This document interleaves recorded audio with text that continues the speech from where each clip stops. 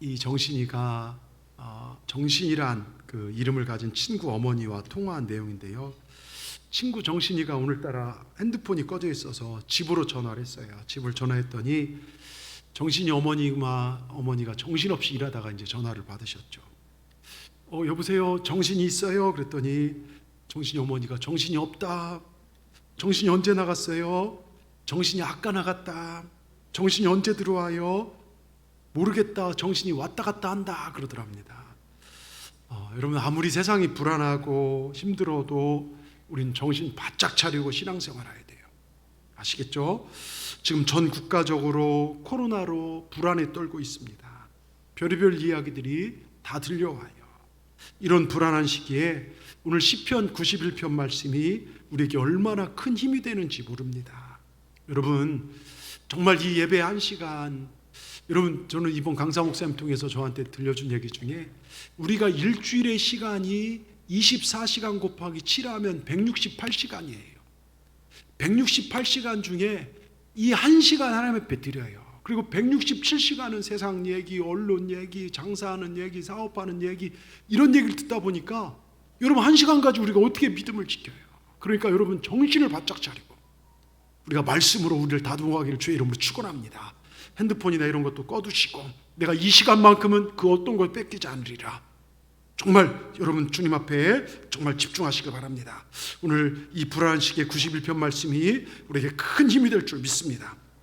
이 본문을 가지고 함께 은혜를 나누고자 하는데요, 말씀을 붙잡고 주님 안에 거하여 하나님께 지키시고 보호하신 놀라운 복을, 천사를 보내어 여러분에게 천사를 보내어 우리를 지키시고 또 여러분들 우리 좋아하는 장수의 복까지도, 오늘 시편 91편 7절까지만 읽었지만 사실은 16절 전체 본문입니다. 집에 가서 한번 읽어보시길 바라면서요, 특별히 오늘 이 예배를 마치고 갈 때 여러분 두려움 가지고 오셨다면 담대함 가지고 돌아가시길 바랍니다. 질병 가지고 오셨다면 치유함 받고 돌아가시길 바랍니다.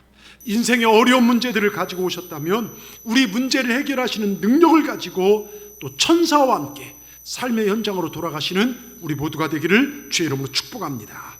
첫째, 내 한 번밖에 없는 일생을 걸었을 때 영원한 생명을 책임질 수 있는 일을, 그 일을 하라는 거예요. 그 일. 우리는 한 번밖에 못 살아 일생이라고 합니다. 근데 이 일을 했을 때 영생을 얻을 수 있는 그 일을 하라는 것입니다. 여러분, 이스라엘 백성들이요, 애굽의 노예가 되어 살아갈 때 하나님 모세를 보내어 그들을 구출해내죠. 이름하여 영광의 탈출, 뭐라 하죠? 출애굽이라 하죠. 하나님께서 이스라엘을 구원하신 이유, 목적이 무엇일까요? 여러분, 바로왕 앞에서 모세의 대답들을 쭉 살펴보면요, 하나님을 섬기는 백성, 하나님께 예배하는 백성을 만들기 위해서였어요. 자, 신약 교회 와서 구원 얻은 천국 백성들이 해야 할 가장 큰 의무가 뭔지 아십니까? 예배입니다. 가장 큰 복도 예배하는 것이고, 예배는 내 사업보다 우선되고 돈 버는 것보다 우선되는 일이 예배고, 내 밥 먹는 것보다 훨씬 중요한 게 예배입니다. 그러므로 내가 그리스도인이 되었다면, 예수님을 나의 구조로 섬겼다면, 어떤 희생과 어떤 대가를 지불하고서라도 먼저 예배하는 것, 이게 예배 신앙입니다. 여러분, 예배는 우리에게 생명을 전해준 생명선입니다. 지금 읽은 본문이나 다른 열왕기 말씀이나 역대 말씀이나 유행병이나 전염병, 재앙을 푸는 방법이 성경에서 보면요, 주님을 예배하며 그 안에 거하며 기도할 때, 그럴 때 하나님께서 그것들을 싹 소멸시켜 주시더라고요. 그래서 성경에서는 예배 잘해라, 예배 똑바로 드려라, 최선을 다해 예배 드려라는 말씀이 참으로 많이 있습니다. 특별히 로마서 12장 1절에 굉장히 강력한 말씀을 우리에게 권고하는데요, 형제들아, 내가 하나님의 모든 자비하심으로 너희를 권하노니, 그 다음 같이 읽어보겠습니다. 시작. 너희 몸을 하나님이 기뻐하는 거룩한 산제물로 드리라, 이런 말씀이 있습니다. 여기 산제물, 산제사, 예배자로 쓰라는 건데 여기서 권한다는 말이 나와요. 이 권하노니란 원어의 뜻은 팔을 비틀어서라도 끄집어 당기라, 이런 뜻이 있어요. 이게 하나님의 자비의 마음이라는 것입니다. 우리가 예배드리기가 싫고 세상이 재밌어서 먹고 사는 문제로 힘들어서 예배로부터 멀어져 있을 때 그 팔을 비틀어서라도 끌어당기고 다리를 꺾어서라도 이 자리에 와서 앉아있는 것, 정말 은혜 받는 자녀로 살아가길 원한 것이 이게 하나님 아버지 자비의 마음입니다. 왜 그럴까요? 왜 그럴까요? 여기 안에 생명이 있기 때문에요. 이 코로나 시기에 정말 적당히 언론과 타협하면서 세상과 타협하면서 예배를 멈출 수도 있어요. 비대면으로 할 수도 있어요. 근데 이 예배 안에 모여서 예배 드리는 거, 이 안에 생명이 있기 때문에요. 여러분 기억하시기 바랍니다. 예배의 은혜가 되어야 가정살의 은혜가 됩니다. 예배의 성공자가 되어야 인생의 성공자가 됩니다. 이 예배에서 하나님을 만나야 험한 세상 승리하며 살아갈 수 있는 힘을 얻게 됩니다. 우리 눈에 보이지 않지만 하나님이 이곳에 함께 계십니다. 여러분, 하나님 임재 가운데 여러분들이 오늘 들어오신 거예요. 그 예배하는 것이 오늘 1절 말씀, 지존자의 은밀한 곳에 거주하며 전능자의 그늘 아래 사는 자여, 뭡니까? 하나님의 임재 가운데 살아가는 자예요. 예배할 자를 말합니다. 여러분, 우리가 예배 드릴 때요, 하나님이 얼마나 기뻐하신지 아십니까? 지난 집회 기간 지금 코로나로요 4단계 되면서 저 위쪽의 교회들은 예배도 제대로 못 드리고 집회나 부흥회는 생각도 못하고 지금 새신자가 오더라도요 여러분 반갑지도 않고 신방도 못하고 어려운 상황이라고 합니다. 이런 상황에서 저희는 하나님 주신 마음에 순종하여 정말 짧은 기간이지만 부흥성회를 했어요. 여름성회를 했습니다. 집회 2주 전까지만 해도 제 마음에 갈등이 왔어요. 이걸 해야 하는지 말아야 하는지. 참 어려운 시기지만 밤마다 성전에 올라와서 하나님 앞에 엎드려 기도했습니다. 하나님 어떻게 합니까? 근데 2주 전에요 딱 그 마음을 주시더라고요. 딱 엎어져서 기도 시작하려고 하는데 마음 주시는 그때 강사 목사님 전화 어떻게 했으면 좋겠습니까? 저도 다른 스케줄 잡아야 하니까 전화가 나갔더라고요. 어떻게 그 마음 허락하신 다음에 전화가 왔을까? 예, 성령께서 역사하신 것이죠. 그래서 저희는 집회를 하나님께서 그런 마음을 주셨습니다. 감사하게 오셔서 집회를 하고 또 많은 분들이 오셨는데요, 좀 하나님께서 그 모습 보면서 제가 끝나고 다음날 밤에도 올라와서 기도하는데, 그래, 은혜를 사모하는 너희들을 보니 내 마음이 흡족하다. 하나님께서 기뻐하신 것을 그 마음을 제게 부어주셨어요. 여러분, 예배하는 곳에 은혜가 있는 걸 믿으시기 바랍니다. 제가 몇 번 얘기했지만 한 5년 됐나요? 5, 6년 됐을 거예요. 그루지아, 조지아라는 나라로 선교를 갔습니다. 비행기를 19시간 타고 갔어요. 비행기 19시간 타는 게 이게 쉬운 게 아닙니다. 도중에 내려서 트랜스퍼를 하고 정말 뭐 가이드도 없이 제가 막 이끌고 이렇게 갔어요. 선교를 갔습니다. 가서 1시간 말 배우고 나가서 물건 5개 사오는 게 숙제예요. 영어도 아닙니다. 아제르바이잔 언어입니다. 또 와서 막 하루 종일 말씀 듣고 기도하고 또 다음날 2-3시간 말 배우고 여기서 순천 정도 가는 지역을 그 지역 버스를 타고 가요. 버스를 타고 가서 어느 집이든 가서 숙제가 뭐냐면 5명의 이름을 적어오는 게 숙제예요. 참 쉽지 않죠. 그리고 들어와서 거기서 또 기도하고 다음날 이제 2박 3일 동안 이제 나가는 거예요. 어디로 가냐? 이제 선교사님이 이제 가라는 데가 아제리 민족들, 아제르바이잔 무슬림들이에요. 무슬림들 사는 지역으로 대전 정도 거리 지도 주고 거기를 찾아가라는 거예요. 차편도 없어요. 여러분, 대한민국 교통이 얼마나 좋은지 몰라요. 고속도로요 진짜 끝내줍니다. 어떻게 물어물어 진짜. 여러분, 그렇게 해서 4명의 목사님이 한 조가 되어 나갔습니다. 찾아가는 과정도 어려웠어요. 근데 다 하나님의 은혜로 연결되고 이렇게 찾아갔습니다. 영어도 안 됩니다. 아제르바이잔 언어입니다. 종이에 적어서 찾아갑니다. 처음에 도착해서 집집을 방문하며 반나절 정도를 떼양볕 아래 전도를 하는데요, 문을 안 열어줘요. 소리를 지르기도 하고 막 어떤 사람은 막 돌을 던지기도 하더라고요. 너무 뜨거우고 떼양볕 아래서 있다가 저쪽 가서 정말 그늘에 앉아서 4명이 앉아서 낙심돼서 나무 밑에 앉아서 뭐랄까 하다 우리 찬송합시다. 그래서 제가 좋아하는 찬송을 부르고 그걸 같이 나누고 함께 예배를 했어요. 그 뜨겁고 더운 시골 동네에서 나무 밑에 한 찬양을 하는데 눈물이 막 나는 거예요. 내가 뭔 고생인가. 이 더운 곳에서 막 40도가 축박하는 이 뜨거운 곳에서 뭐라는 곳인가. 이런 생각은 안 들고요, 하나님께서 마음을 부어주시는데 누구도 이 땅에서 나를 예배하고 찬양한 적이 없다. 너희가 나를 예배하고 찬양하는구나. 여러분, 그 마음을 부어주셔요. 우리의 마음이 하나님께 전달되고 하나님 마음이 우리에게 전달되었습니다. 그런 힘들고 고생인 것보다는요, 감사가, 예배드리고 1시간 정도 예배드리고 감사가 탁 터져나왔어요. 그리고 하나님만 의지하고 똑같이 나섰습니다. 근데요, 그때부터 복음의 문이 열려지기 시작합니다. 여러분, 9가정이에요. 한 가정 들어가면요, 우리가 1시간 정도 그들 앞에 찬양도 하고 복음도 전하고 막 치료도 하고 기도해주며 병도 낫고요. 한 가정 거기 열매 맺고 또 다른 가정으로 가서 그렇게 해서 저녁까지 했는데 9가정 열매. 여러분 무슬림 가정에서 9가정 예수 믿는다. 얼마나 꼬리에 꼬리를 물어서 우리 집으로 와달라고 그렇게 되더라고요. 성경책까지 줬어요. 여러분 무슬림 땅에서 그들이 성경을 받고 산다는 거, 이건 기적입니다. 지금 아프가니스탄 보세요. 여러분 정말 그 인터넷 나가면 안 되는데요. 선교사님들 그 안에 이제 미국 들어갈 때 같이 갔던 선교사님들 얘기 들으면, 제가 아는 분은요, 남편이 미국 의사였어요. 하나님 부르심 받은 미군들이 거기 할 때 아프리카 최고 대학 카불 대학에 의사로 갔다가 복음 전하다가 맞아 죽어요. 한국 사람인데 미국에서 의사로 살면 편하게 살 뿐인데 그 두 자녀를요 한국으로 보내고 자기는 남편 죽은 이곳에서 복음 전하겠다는데 여자가 그러고 다니까 신기해서 그런지 그들이 영접해서 교회가 성공됐어요. 그게 예배를 드리고. 예. 지금 그들요 여러분 그 보는 앞에서 참수당하고요 손가락 자르고 발가락 자르고요 개종 안 하면 죽이겠다. 그냥 보는 앞에서 머리에 총을 쏴 죽는데, 그런데 그들이요 지금 지하교에서요 그렇게 믿음을 지킨다는 거예요. 이건 시험이다. 이걸 이겨내야 된다. 여러분 이 무슬림 땅이 그런 곳이에요. 그런데 이 무슬림 땅에서 이런 기적의 시작이요 예배였다는 것입니다.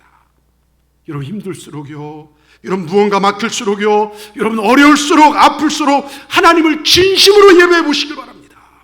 우리가 예배하는 그 현장 하나님이 함께 하십니다. 예배는 생명입니다. 내 생명을 걸 때 하나님 주시는 생명의 은혜를 받습니다. 여러분 기억하십시오.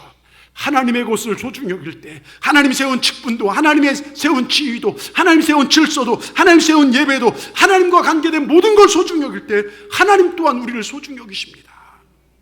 하나님 예배하는 자녀들에게요 예수 그리스도의 은혜의 복을 주어주십니다. 하나님이 나와 함께 하신다.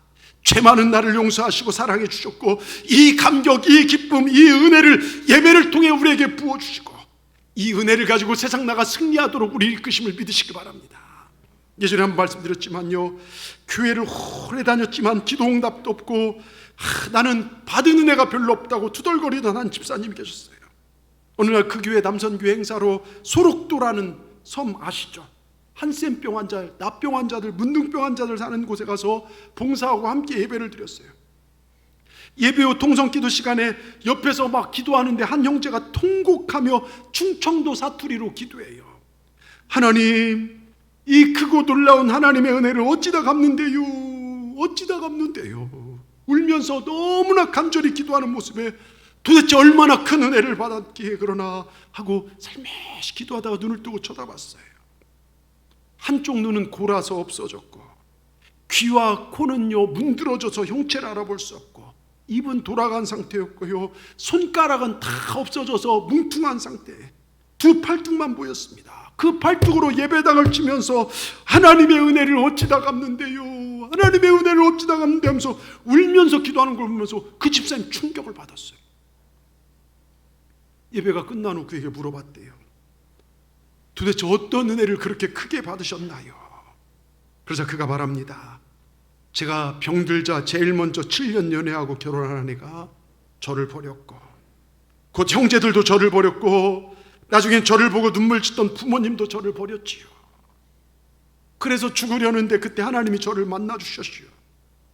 하나님은 저를 너는 내 것이라며, 네가 너를 사랑한다 자녀 삼아 주셨고, 찬송할 때마다 저를 반겨주셨고, 성경을 펼칠 때마다 저를 위로하셨고, 말씀을 들을 때마다 저에게 용기와 희망을 주셨으니 그 크신 하나님의 은혜를 어찌다 갚는데요. 그의 고백을 들으면서 그 집사님은요 그동안 받은 은혜가 없다고 불평했던 자신의 교만과 상처가 싹 녹아내리더래요. 그 한센병 환자가 그렇게 하나님의 은혜를 고백하는데 신체 건강하고 직장 잘 다니고 가족들과 따뜻한 집에 잘 살고 있는 자신이 받은 하나님의 은혜가 얼마나 더 크고 많은지 그제서야 깨닫게 되었다는 것입니다. 여러분, 우리가 받은 은혜 생각해 보십시오. 부족하다고요? 어렵다고요? 아니죠. 예수님을 얻었어요. 우리는요 독생자를 죽이시고 산 그 은혜 우리가 누리고 살아간다는 걸 기억하시길 바랍니다. 또 예배한 자들에게 하나님 주신 주의 전능하신 그늘 아래 거한 자 중에 하나님의 놀라운 사랑입니다. 여러분, 우리를 사랑하신 하나님 누구십니까? 천지를 창조하신 분이에요. 우린 지금 만왕의 왕, 정말로 하늘과 땅 금생과 내생의 주인 되시고 왕 되신 그 하나님을 예배하는 것입니다. 그토록 높고 높으신 그분이 사랑받을 자격도 가치도 없는 나를 사랑하신다 말씀합니다. 한 분밖에 안 계신 독생자 예수를 죽이셔까지도 날 살리신다는 것입니다. 왜 그럴까요? 내 삶이 이뻐서요? 아름다워서요? 아니에요. 내가 학식 높고 덕망이 높아서요? 나를 사랑한 것이 아닙니다. 무엇인가 우리가 하나님을 감동시켜 나를 사랑한 것이 아닙니다. 그래서 마틴 루터는 이렇게 얘기해요. 내가 만약 하나님이라면 이 세상 사람들의 죄악이 너무 추하여 사람들 머리에 하나님의 불을 내려 하늘의 불을 내려 멸하였을 것이다. 저도 동의합니다. 여러분, 복음의 핵심이란 요한복음 3장 16절에 하나님이 세상을 이처럼 사랑하사 독생자를 주셨으니, 하나님의 가장 큰 사랑은요, 독생자 예수를 우리에게 주신 사랑입니다. 한 분밖에 없는 예수를 날 위해 주셨어요. 하나님 날 사랑하셔서 꽃 한 송이 주고 돈다발 좀 주고 아파트 한 채 준 것이 아니라 하나님 정말 독생자를 주셨습니다. 그분은 내 죄를 지시고 죽으시고 나는 구원 얻었습니다. 여러분, 내가 잘한 게 있나요? 여러분, 우리는요, 의인된 죄인이에요. 죄인된 의인이에요. 하나님의 은혜 아니면 설 수 없어요. 우리끼리 똑똑하면 얼마나 똑똑하고 잘나면 얼마나 잘나고요. 여러분, 우리는요, 하나님의 은혜로 사는 자들이에요. 그거 잊어버리면 안 됩니다. 예수 믿는 사람은 은혜 냄새 잃어버리면요, 그거 안 됩니다. 여러분, 우리 하나님 사랑으로요. 그래서 우리는 예수님을 지불하고 산 사람들입니다. 그런 우리 인생은요, 하나님을 예배하는 일에 최선을 다해야 합니다. 주님이 나를 위해 목숨을 내어놓으신 것처럼 나도 주님을 예배하는 일에 목숨을 걸어야 합니다. 어느 날 여우랑 원숭이, 토끼가 하나님께 찾아가서 내가 서로 자기가 하나님 더 사랑한다고 자랑합니다. 가만히 듣고 계신 하나님께서 배고프다고, 야, 나 배고프다 그랬더니 여우가 재빨리 나가서 잉어와 새를 불어와서 드시라고. 원숭이 나물랑 도토리랑 바나나를 가지고 왔어요. 토끼는 아무것도 안 하고 빈손입니다. 여우 원숭이가 토끼 빈손을 나무랍니다. 야, 너는 하나님이 배고프다고 하는데 왜 모른 척하냐? 하나님 토끼에게 한 말씀 하십니다. 모두들 나에게 좋은 걸 가져왔는데 넌 왜 빈손이냐? 그때 토끼가 얼굴이 붉히면서요, 모닥불을 지폈대요. 모닥불이 활활 타오르자요, 토끼는요 갑자기 불 속으로 확 뛰어들면서 말했답니다. 하나님, 내 고기가 있거든 잡수세요. 그러고 재물이 되어 죽어갔대요. 토끼의 하나님 사랑하는 마음을 알게 된 하나님은요, 그 마음을 높이 평가해서 여러 사람들을 우러러보라고요, 그 토끼를 달에다 집어넣었대요. 그 토끼가 가끔 절구를 찐다고 해서 얘기했던데, 예, 웃자고 한 얘기지만 여러분 잘 들어보십시오. 세상에 내 생명을 걸고 내 일생을 걸 만한 일이 주님 섬기는 것 말고 다른 일이 무엇이겠습니까? 젊었을 때는 사랑, 그 사람 얻기 위해서 목숨을 걸고, 우리 사랑, 목숨 걸 살아보세요. 결혼하고 살아보세요. 저것만 없으면 살맞는다고 그런 얘기. 사랑도 변질되더라고. 여러분, 내 한 번밖에 없는 일생을 걸었을 때 내 영원한 생명을 책임질 만한 다른 일이 있냐 이것입니다. 하나님을 예배하는 일 말고요. 원하옵기는요, 내가 기뻐하는 일에 일생 걸다가 마지막 때 망하는 존재가 우리 동산교회 없기를 바랍니다. 하나님 기뻐하는 일에 내 일생을 걸다가 마지막 때 진정으로 기뻐하는 저와 여러분들 다 되시길 주의 이름으로 축원합니다. 여러분, 오늘 시간 결단하시길 바랍니다. 내가 예배의 승리자가 되기로 결단하시길 바랍니다. 내 평생에 주님만을 예배하며 살기로 결단하시길 바랍니다. 그것이 주님 안에 거하는 전능자의 그늘 아래 거하는 자고, 1000명이 내 좌편에 쓰러지고 10,000명이 내 우편에 죽을지라도 나는 주님을 예배하겠다, 이러한 믿음으로 나갈 때 천사를 보내서 우리를 지켜주시고 우리 환난에서 건져주시고 장수의 복으로 우리와 함께 하실 줄 믿습니다. 이러한 복을 받아 누리시는 우리 동산의 예배 성도들 다 되기를 주의 이름으로 축원합니다. 두 번째로요, 절대로 불평하지 말고 감사하며 성공을 이야기하며 살라는 거예요.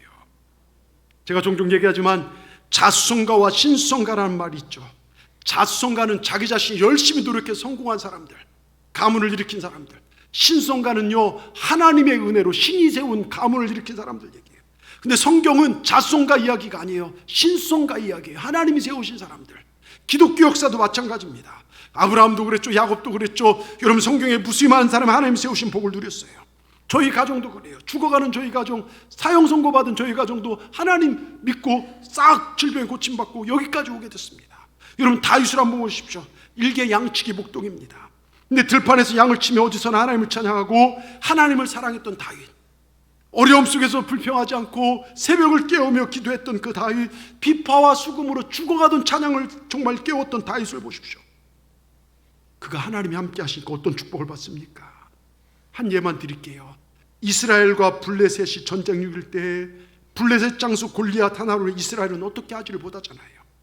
거인 장수 골리앗이 딱 앞에 막아서고 막 칼을 휘두르니까요, 이스라엘 군대가 겁나서 뒤로 다 물러갑니다. 근데 누가 나갑니까? 어린 다윗이 나가요. 다윗이 골리앗을 이겼을 때 우린 단순히 물맷돌 물려서 머리를 맞춰 생각하지만 실제로 역사 자료에 보면 골리앗 앞에는요, 적들의 화살을 막아주는 방패잡이 2명이 있었대요. 골리앗이 크니까 큰 방패를 성인 2명이 붙잡아야 됐대요. 예? 그리고 골리앗 머리는요, 언제나 투구를 쓰고 있어서 노투구를 써서 돌이나 이런 것들을 보호를 했다는 거예요. 근데 어떻게 그 투구가 벗겨졌는가? 다윗이 골리앗 앞에 딱 나와서서 만군의 여호와 이름으로 너를 응징하겠다. 그랬더니 골리앗이요, 쬐깐한 게 나와서 앞에서 그러니까 이게 우스운 거예요. 너를 저 들깨밥이나 저 새 보니까 공중에 독수리, 전쟁터에는 독수리 때 사람을 뜯어먹거든. 저 새들의 밥을 하는데 이게 쭉 하는데 이게 떨어져 버린 거예요. 그 찰나예요. 여러분, 이게 더 기가 막힌 거예요. 이 타이밍이요. 그 차에 만군의 이름으로 하면서 탁 돌더니 그대로 골리앗 머리에 맞고 쓰러지고, 여러분 이겼지 않습니까? 골리앗이 무너지니까요, 이스라엘 기세가 올라가서 그 정말 블레셋을 무너뜨리지 않습니까? 그 전쟁이 이기니까요, 너무 기분 좋아서 사울왕이 불러요. 다윗을 불러서, 야, 네가 도대체 누구냐? 그때 다윗이 뭐라고 대답한 줄 아십니까? 나는 가난하고 천한 사람입니다. 가난, 경제적인 것이죠. 천하다는 것은요, 신분입니다. 그런데요, 날마다 하나님 찬양하고 하나님 의지하고 하나님 마음에 합한 삶을 살았던 다윗은요, 어떤 축복을 받습니까? 세계 역사상 가장 위대한 신분 상승. 지금도 이스라엘 사람들이 가장 부러워하는 왕이 다윗 왕이에요. 예? 하나님만 의지하고 하나님 뜻에 언제든지 순종할 줄 아는 그를 하나님 가장 역사상 위대한 왕을 만듭니다. 다윗이 왕이 될 때는요, 주변 열국들이 꼼짝 못했고 오히려 조공까지 갖다 바쳤습니다. 또한 그는요, 가난했다겠죠. 기껏 물려받아야 할 형들이 많아서 양 다 불려놓고 자기 몇 마리 되지도 않을 거예요. 근데 그가 성전을 지려고 할 때 낸 헌금이 1만 달란트, 우리나라 돈으로 5조에서 7조가량 된다고 합니다. 엄청나죠. 우리도 이런 복 받으십시다. 여기만 받고 싶으신가 봐요. 이쪽만 아멘 하시고, 왜 여러분들 정신 바짝 차리시고요, 아멘 하십시다. 우리도 이런 복 받으십시다. 하나님만 높여서 하나님만 사랑해서 상상 못할 복을 받으시길 바랍니다. 그러면 다윗의 관점을 보야 돼요. 다윗의 일평생 관점이 뭔지 아십니까? 왕이 되려고 뛰었습니까? 돈 많이 벌려고 노력했습니까? 아니에요. 오늘 1절 말씀 보세요. 지존자의 은밀한 곳에 거주하며 전능자의 그늘 아래 사는 자요. 뭡니까? 전능자의 그늘 아래 거하기를 원한 게 다윗의 마음이었어요. 9절에 보십시오. 9절에 보면 그런 말씀이 써 있어요. 내가 말하기를 여호와는 나의 피난처시라고 지존자를 너의 거처. 하나님을, 9절에 보면요, 정말로 하나님만을 피난처 삼기에 최선을 다했던 사람이 다윗이고, 14절에 보면 하나님이 그가 나를 사랑한 즉 하나님 사랑한 것을 최고로 여기고 산 사람이 바로 다윗이에요. 예? 그러니 악인의 화려한 장막에서 사는 것보다 하나님 성전 문지기로 있는 것이 좋다고 시편 23편 6절에 내 평생의 여호와 인자하심과 선하심이 반드시 나를 따르니 내가 여호와의 집에 영원히 거하리로다. 하나님을 예배하는 것, 하나님을 예배하며 섬기고 사는 것을 최고 목표로 삼고 살았던 게 다윗이에요.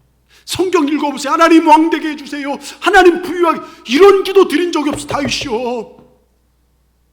하나님 안에 거하기를 원했습니다. 그러니 하나님께서 그 모든 걸 도와주시는 거예요. 먼저 그 나라와 의를 구하니까 모든 걸 도와줍니다.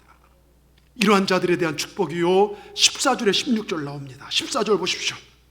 14절 같이 읽습니다.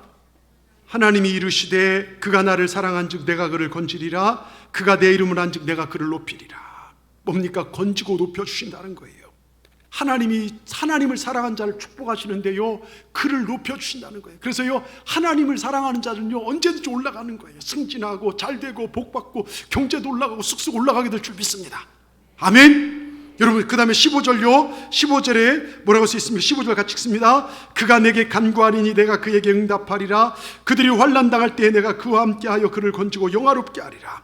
여러분 뭐라고 합니까? 환난 당할 때 그를 건지시고 영화롭게 하신다는 것입니다. 환난 때문에 넘어지고 깨지고 무너지는 인생이 아니라 오히려 남들 다 안 되는데 안 되는 줄 되게 되는 복을 받더라 이것입니다. 이런 복을 받으시길 바랍니다. 16절 어떤 복입니까? 장수의 복을 얘기합니다. 내가 그를 장수하게 함으로 그를 만족하게 하며, 여러분 장수 오래 사는데 자녀들 안 되고 힘든 거 이거 보는 것이 아니라 만족하게 한다. 잘 살면서도 후손이 잘 되는 복을 눈으로 목도하게 하신다는 거예요. 어떤 자가요? 하나님을 사랑하는 자가요. 여러분 조선시대 때 김인복 좌의정이 어느 날 큰 죄를 짓고 임금 앞에 끌려나갔어요. 임금이 너무 화가 나서 내 이놈 네 죄를 네가 알렸다. 전하 소인이 죽을 죄를 지었나이다. 오냐 네가 내 죄를 알진 않는구나. 어디 네가 죽고 싶은 대로 죽여줄 테니 말해봐라. 그래서 이 신하가 하는 말이 전하 그럼 늙어 죽겠사옵나이다. 그 늙어 죽었대요. 여러분 왕도 그 말을 지키는데요. 하나님께서요 하나님을 사랑한 자를 장수하게 하신다. 생명을 주관하신 분이 우리 생명을 연장하지 못하겠습니까? 여러분 이런 믿음 가지길 주의 이름으로 축원합니다. 얼마나 멋집니까? 하나님 안에 거하는 자들, 예배하는 자들, 하나님만을 최고로 사랑하는 자들에게 우리 하나님께서 이렇게 놀라운 축복을 말씀해 주십니다.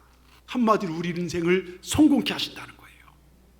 여러분 지금 안 된다고요? 어려워하지 마세요. 이번 집회 첫 말씀이 뭡니까? 시편 말씀에 소망에 항상 소망을 품으리니 주를 더욱 찬송하리이다. 항상 여러분 주님 안에서는요 소망을 품으세요. 항상 우리 소망 품으면요 우린 날이 갈수록 잘 되게 돼 있어요. 여러분 불평하지 마십시오. 지금 안 된다라고 좌절하지 마십시오. 여러분 누에 고치가 자기 입에서 씨를 뿜어 집을 짓고 그 집에서 자기가 살아가듯이 사람이 어떤 말을 하냐에 따라서 인생의 집을 짓더라고요. 하나님이 그렇게 역사하시더라고요. 여러분 주변에 있는 분들 칭찬하고 격려하세요. 아내를, 남편을, 부모님을, 자녀를 칭찬하고 격려해 보십시오. 여러분 그러면 그 사람들이 얼굴에 생기가 솟을 것입니다. 칭찬거리 없다고요? 칭찬할 마음이 없는 것이죠. 미운 것만 보이니까 칭찬할 게 안 보이시죠. 여러분 전도하는 거 다른 것 아니라겠어요. 칭찬입니다. 예수님 자랑하는 거 우리 예수님 자랑하고 다니고 우리 교회 자랑하고요 목회자를 자랑하고요. 여러분 그러면 되는 겁니다. 여러분 자녀 망치는 비결 제가 몇 번 얘기했죠. 집에 가서 식사 시간마다요 아침 먹을 때 우리 교회는 어쩌고 저쩌고 썩었네 어쩌고 저쩌고 얘기하고요 점심 먹을 때는 목사 욕하고요 이러고 저러고 그렇게 살아보십시오. 여러분의 자녀와 가정은 자동적으로 망하게 될 것입니다. 여러분 내가 몸담고 있는 이 교회를 함부로 얘기하는 것 아니에요. 아까도 얘기했지만 우리 중에 누가 의인입니까? 예?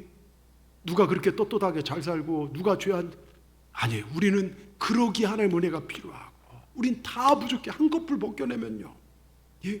한 뻐클 벗겨내면요 우린 다 부족하고 연약한 존재들입니다. 여러분 세상에서 교회를 뭐라 그랬다고 해서 믿음의 사람들까지 덩달아 교회가 이렇고 저렇고 그 얘기하는 거 아닙니다. 교회는요 하나님의 주님의 눈과 마음과 몸이 있는 곳입니다. 이곳에 주님의 이름이 있습니다. 여러분 하나님이 계시기에 이곳이 거룩한 곳입니다. 우리가 거룩해서 거룩한 곳이 아닙니다. 그래서 교회 와서 여러분 정말 서로 격려하시고 교회 싸움하러 온 것도 아닌데 어디 문제 없나 뭐 찾는 것처럼 두고 나한테 한번 걸려봐라 막 이런 표정 좀 짓지 마세요. 예? 인자하게 오세요. 인자하게. 예? 웃으면서요. 예? 여러분 교회 와서 큰일 못해도요 얼굴 밝게 하는 것 이거 하나만 가지고도 교회에서 큰일 하는 거예요. 여러분 교회 와서 웃고 다니시기 바랍니다. 아시겠죠? 여러분 자 한번 해볼게요. 지을 수 있는 가장 아름다운 표정을 한번 지어보십시오. 웃는 표정. 마스크 쓰니까 웃는 표정이 잘 안 보이지만 눈웃음이라고 한번 눈웃음을 치든 뭐 옆으로 째든 뭐 웃어보십시오. 그리고 옆은 바라보면서 한마디 해주십시다. 사랑하고 축복합니다. 당신 있어서 얼마나 행복한지 모릅니다. 여러분 제가 그랬잖아요. 제가 시계집도 가보고 시계 사러 가보면 시계 초침으로 된 시계들 보면요 8시 20분에 시계를 맞춰놓은 게 없어요. 예? 이렇게요. 예? 여러분 그런 시계를 누가 삽니까? 여러분 시계도요 10시 10분 20분 웃는 걸로 이렇게 맞춰놔야 그래야 시계가 팔린대요. 여러분 시계도 웃고 있어야 사람이 사가지고 가는데 하나님이 쓴 사람요 웃을 줄 모르는 사람 맨 뭐 지적하기나 바쁘고 언제나 아니에요. 밝은 사람 긍정적인 사람 세상을 밝게 볼 줄 아는 사람을 하나님이 쓰실 줄 믿습니다. 이게요, 성공하는 사람들의 특징이에요. 여러분, 한 길이 막혔다고 주저앉지 마시고, 지금 왼쪽에 1000명이 쓰러지고 오른쪽에 10,000명이 엎드리는 재앙이 왔다고 두려워 떨지 마시기 바랍니다. 하나님만 더 사랑하십시오. 하나님 안에만 있으면, 주님 안에만 있으면 기적이 일어나게 될 줄 믿습니다. 질병의 재앙, 경제의 재앙, 모든 재앙이 떠나가게 되고 주님이 우리 삶을 높여주신 삶을 살게 될 줄 믿습니다. 환난 가운데 일으켜 세우실 줄 믿습니다. 장수의 복을 누리게 될 줄 믿습니다. 이 시편 91편의 복이 오늘 예배하는 저와 여러분의 삶에 떨어지기를 주의 이름으로 축원합니다. 축원합니다. 끝으로 주 안에 거하는 자를 하나님은 천사를 보내어 지켜주십니다. 여러분, 참새 시리즈 아시죠? 제가 몇 번 얘기했잖아요. 참새가 포수한테 늘 당해서 없다고 해서 얘들이 갯돈 모아서 방탄조끼를 사서 입었대요. 미국산 방탄조끼를 탁 장만했는데 포수가 총을 쏴도 모두 안 죽어요. 무사하니까 참새들이 신나서 어깨동무라고 막 단체 응원합니다. 야야 야야야야 야야야야야야야 막 그러면서 참새들이 막 뭐랄까 포수를 막 야올리니까 포수가 기관총을 가져와서 막 따라락 갈겨버렸어요. 모두 무사한 것 같은데 한 마리가 죽었어요. 딱 한 마리가요. 그 이유가 뭔지 아시죠? 모두들 어깨동무하고 야야 야야 하는데 혼자 업대 갖고서 혼자 튀는 참새가요, 방탄조끼를 열었다 말았다 꽃바구니 옆에 끼고 나물 캐는 아가씨 하다가 죽었대요. 네. 여러분, 모두가 한 마음으로 나갈 때 하나 돼야 돼요. 잘 들으십시오. 모두가 은혜 받으러 나갈 때 같이 나가시기 바랍니다. 교회의 비전을 단에 선포하고 일어설 때 같이 일어서야 돼요. 저는 목사님과 생각이 좀 틀린데요. 목사가 왜 필요합니까? 여기 저를 왜 세웁니까? 예? 이해되는 수준에서 여러분 주의 종을 따르지 마십시오. 예? 여러분, 하나님의 질서를 인정할 때 하나님이 인정합니다. 지도력에 순종한 자를 하나님께서 인정하시고 복 내려주시는 거예요. 얼마 전 새벽 기도를 하고 성경을 보는데 이 시편 91편을 봐서 오늘 말씀을 준비했어요. 여러분 보십시오. 얼마나 그 말씀이 위로가 되고 힘이 되는지요. 여러분 1절 2절을 보십시오. 1절 2절을 보십시오. 지존자의 은밀한 곳에 거주하며 전능자의 그늘 아래 사는 자여 누굽니까? 오늘 저와 여러분인 줄 믿습니다. 지존자의 은밀한 곳, 전능자의 그늘이 뭡니까? 성전입니다. 하나님의 임재가 있고 말씀이 있는 곳을 말합니다. 전능자의 그늘이 어디입니까? 주님의 눈과 귀가 있는 이 성전을 얘기합니다. 전능하신 하나님 계신 곳입니다. 그리고 나서 2절을 보십시오. 나는 그 성전에 올라와서 여호와를 향하여 말하기를 그는 나의 피난처 나의 요새여 내가 의뢰하는 하나님이라. 성전은 바로 하나님 앞에 내 믿음을 고백하는 곳입니다. 여기서 네가 잘났냐 내가 잘났네 떠들어대는 곳이 성전이 아니에요. 지금 교회가 너무 정치 좌우 거기에 나가는데 성전은 하나님을 고백하는 곳입니다. 내 믿음을 고백하는 곳입니다. 여러분, 얼마나 멋진 고백입니까? 하나님의 위대하심을 고백합니다. 피난처, 바로 사단의 모든 공격부터 나를 지키시는 위대한 피난처 되시고 요새 적들이 틈타지 못합니다. 주님의 그늘 아래 있으면요 세상의 것들이 감히 틈타지 못합니다. 내가 의뢰하는 하나님 무엇입니까? 나는 철저하게 하나님만을 의뢰한다는 거예요. 여러분, 교회 와서 우리가 해야 할 것은 하나님만 의뢰합니다. 하나님만 믿습니다. 하나님만 신뢰합니다. 그분에게 맡기고 살아가는 거예요. 세상살이 지치고 뜻대로 안 되고 자녀 키우면서 속썩이고 코로나로 걱정되고 사업도 안 되고 여러 가지 힘들지만 이곳에 와서 하나님을 예배하면서 나는 하나님만을 의뢰합니다. 하나님만을 의지합니다. 3절에 보십시오.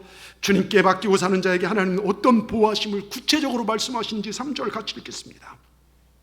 이는 그가 너를 새 사냥꾼의 올무에서와 심한 전염병에서 건질 것이미로다. 새 사냥꾼의 올무가 새를 잡는 사단이 만들어온 못된 금을 우리의 발목을 잡는 어려움에서 우리를 건져주시고 심한 전염병에서 우리를 건져주신다. 여러분, 지금 시대를 보십시오. 코로나가 급속도로 확장되고 있어요. 많은 황충과 같은 온역들이 우리를 힘들게 합니다. 근데 하나님께서 하나님 안에 있는 자들을 그걸 지켜주신다는 거예요. 교회에 있다고 안 걸리는 게 아니라 하나님 안에 있기를 바랍니다. 진짜 믿음으로 서시길 바랍니다. 예전에 흑사병이 유럽을 쓸어버린 적이 있죠. 이 흑사병은 사단이 일으키는 병이라고도 합니다. 하나님의 심판이라고. 왜냐하면 흑사병이 퍼지고 유럽은 극도로 하나님을 대적하는 일들이 많았거든요. 전쟁으로 죽은 수보다 더 많은 사람이 죽었습니다. 한 마을에 수많은 사람이 죽어나가자 그 마을에 자체에 전염될까 봐 그 죽어나간 사람들을 건들지도 못합니다. 식구들이지만, 사랑하는 형제들이지만, 부모들이지만 전염되면 안 되니까 가까이 갈 수가 없어요. 그때 그 마을 목사님이 나섭니다. 기도하면서 내가 이들을 위해 무엇을 할까? 하나님, 이 마을을 구원하여 주시옵소서. 하나님을 의지하는 자, 하나님께서 의뢰하고 전능하신 하나님을 신뢰하는 자, 하나님께서 올무에서 전염병에 지켜주신다고 했습니다. 믿음으로 나갑니다. 전염병으로 집안에 쓰러져 있고 죽은 시체들을 걷어서 리어커에서 손수 무덤을 만들어 줍니다. 그렇게 마을을 고쳐나가는데요, 이상하게 이 목사님은 전염 증세가 안 나타나요. 죽지도 않습니다. 의사들이 그분을 조사해서 손바닥을 현미경으로 봤는데요, 수많은 그 엄청난 흑사균들이요 시커멓게 다 죽어 있더래요. 성령께서 그 몸을 덮으신 것이죠. 성령의 불로 태우신 것입니다. 여러분, 하나님께서 지키시면요, 우리가 죄를 회개하고 돌이켜야 돼요. 하나님 성령 안에 살아야 될 줄 믿습니다. 여러분, 흑사병이 문제입니까? 코로나가 문제입니까? 이 시대의 문제는 믿음의 문제예요. 너무 믿음으로부터 우리 멀어졌습니다. 우리가 말씀 안에 구하고 살아갈 때 역사가 일어날 줄 믿습니다. 이 하나님이 그분만이 우리 하나님이십니다. 그러면서 시편 90편 6절을 보십시오. 6절 뭐라고 써 있습니까?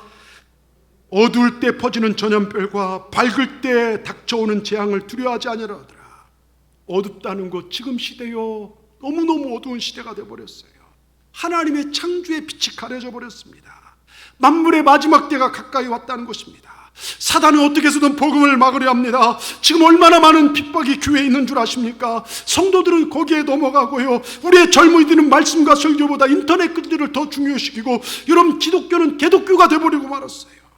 이슬람이 공격적으로 포기하죠. 아프가니스탄 선교사님들로부터요, 거기 있는 기독교인들이 무수히 참수당하고, 여러분, 우리 이렇게 편하게 예배하고 교회 다니지만 지금 전 세계 어느 곳에는요, 믿음을 지키면서 목숨을 걸어야 합니다. 만약에 이 핍박이 우리에게 왔다면 어떻게 하시겠습니까? 지금 한국에 1000만 크리스찬 하지만요, 정말 목에 총들이 되고 죽인다, 핍박한다면요, 과연 그 죽음 앞에서도 나는 하나님을, 예수님을 나의 그리스도로 고백할 수 있냐, 이거예요. 유럽의 많은 교회들이 이슬람 사원으로 변질되어 넘어가고, 성적인 타락은 이루 말할 수 없죠. 지금 이 나라, 여러분, 지난주에 동성애법이 상정될 뻔한 거 아십니까? 예? 소수인권이라는 이름하에 동성애, 양성애, 퀴어 축제가 열리며 몇몇 기독교 성직자들, 예? 여러분, 목사님이라고 다 한 마음이 아니에요. 뭐 운동권 목사님 뭐 이렇게 나눠져 갖고 보면 교회에 막 뭐 자기들 의로운 얘기처럼 하는데요, 여러분, 거기에 휩쓸리지 마십시오. 예? 하나님 말씀을 어둡게 하는 일들이 곳곳에 펼쳐집니다. 여러분, 역사를 보십시오. 전염병이나 기근은요, 하나님을 극도로 고역할 때 하나님께 주시는 심판일 수 있었어요. 여러분, 이 하나님께서 무능력해서요, 무관심하셔서요, 힘이 없으셔서 이 코로나를 소멸시키지, 여러분 보십시오.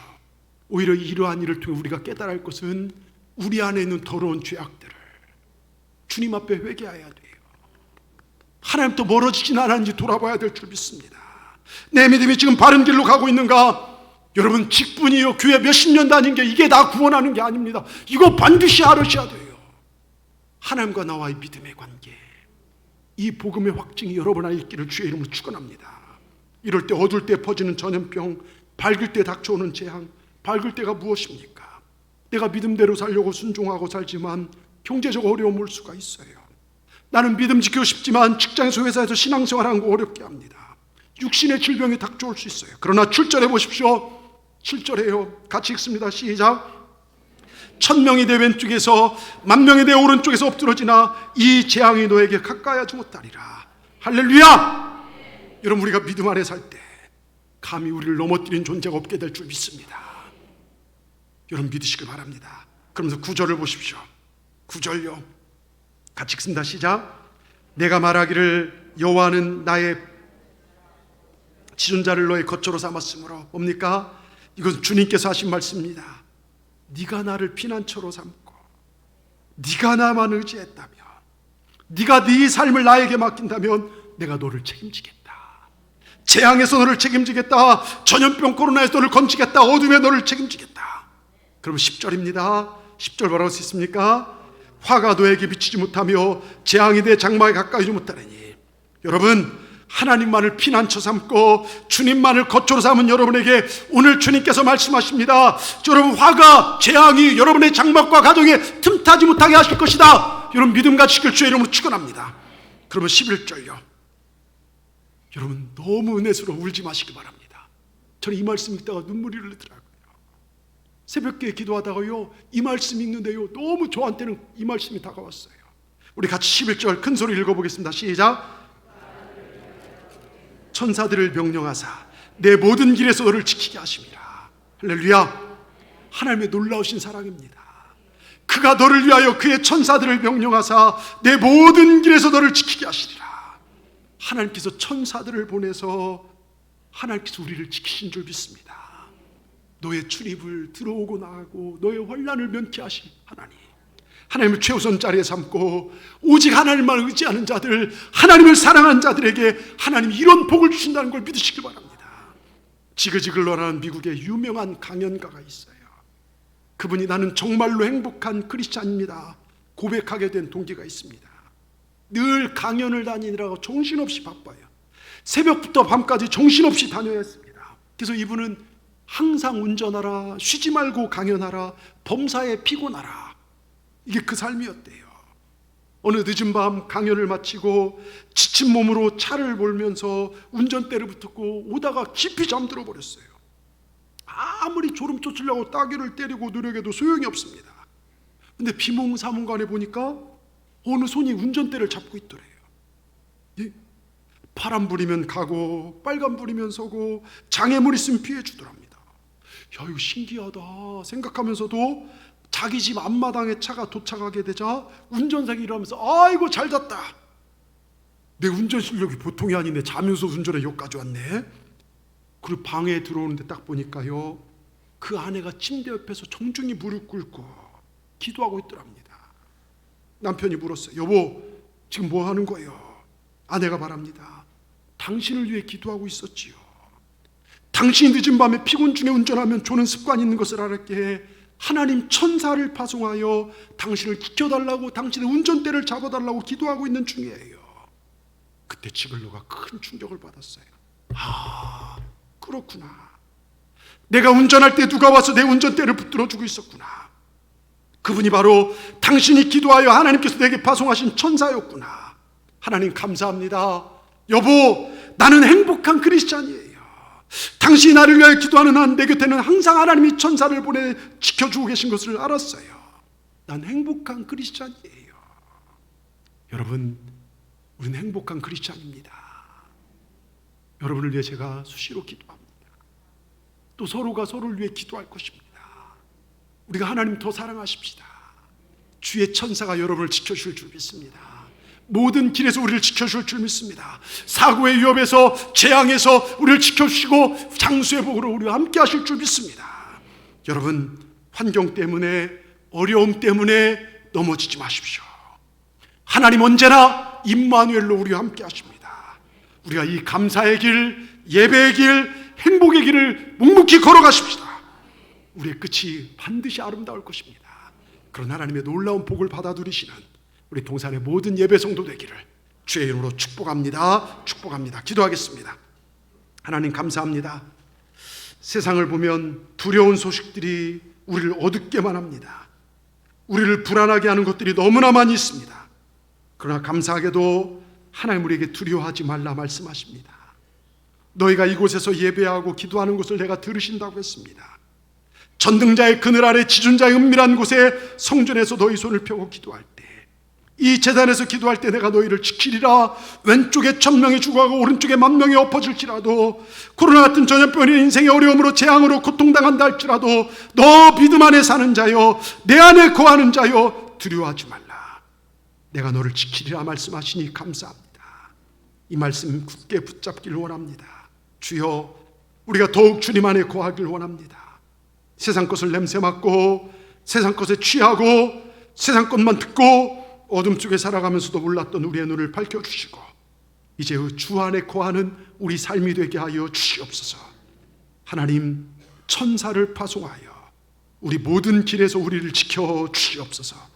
그렇게 하실 주님을 찬양하며 예수님의 이름으로 감사하며 기도드리옵나이다. 아멘.